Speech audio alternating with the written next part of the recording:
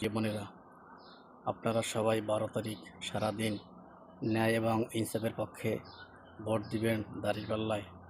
আমরা প্রবাসীরা সবাই দাঁড়িপাল্লায় পোস্টার এবং ব্যালটের মাধ্যমে জামাতকে যেভাবে এগিয়ে রাখছি, আপনারাও 12 তারিখ সারাদিন দাঁড়িপাল্লায় ভোট দিয়ে ন্যায় এবং ইনসাফের পক্ষে কাজ করবেন।